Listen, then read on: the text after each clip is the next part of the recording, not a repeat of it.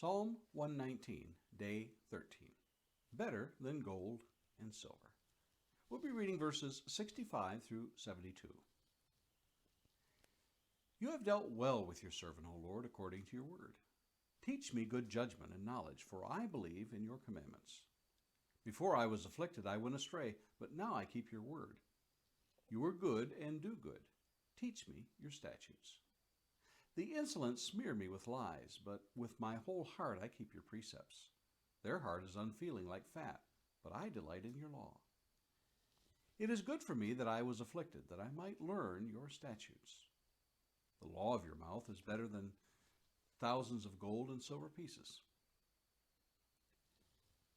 Our thoughts for today center around verse 72. The law of your mouth is better to me than thousands of gold and silver pieces. The top 5 most expensive items in the world today that can be bought are as follows, according to moneyinc.com. A piece of jewelry known as the incomparable diamond necklace, made up of a single 407 carat at the center white diamond, surrounded by 90 white diamonds weighing 230 carats. The price, $55 million. Pablo Picasso's painting is at number 4, known as Garçon à la Pipe. He painted it when he was 24 years old. It sells for $104 million. There is an estate on the French Riviera at number 3 known as Villa Leopolda. At one time it was a hospital during World War II, but has been since converted to an estate. Its price, $504 million. At number 2 is a 34-story home called the Antilia. It features 3 heliopads and a garage that holds up to 160 cars. Price, $2 billion.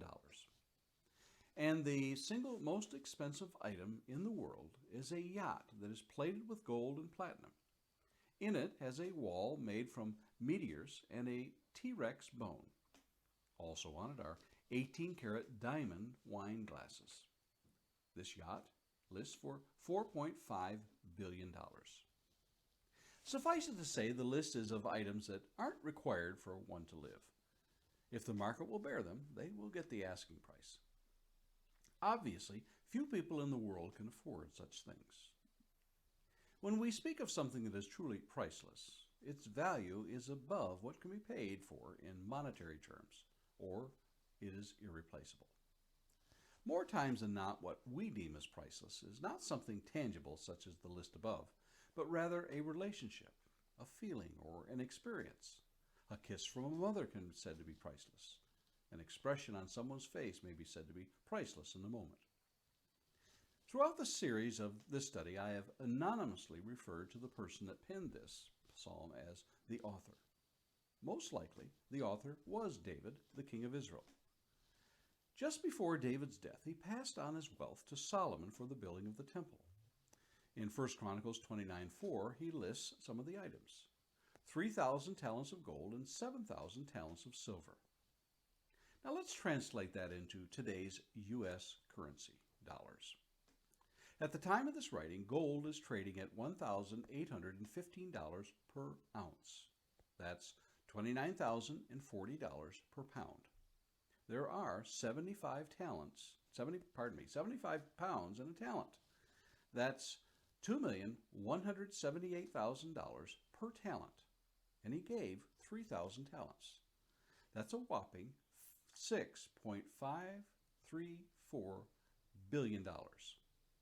$6,534 million.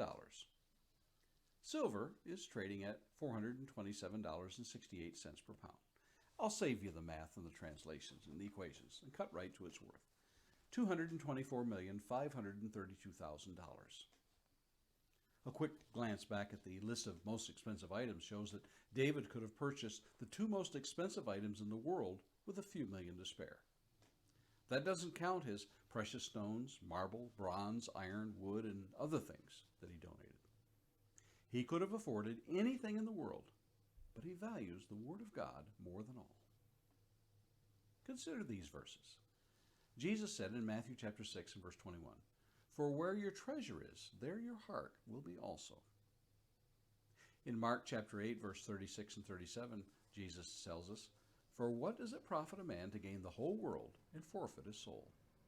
For what can a man give in return for his soul?" Now we have two things that are truly priceless: the Word of God and the soul of man.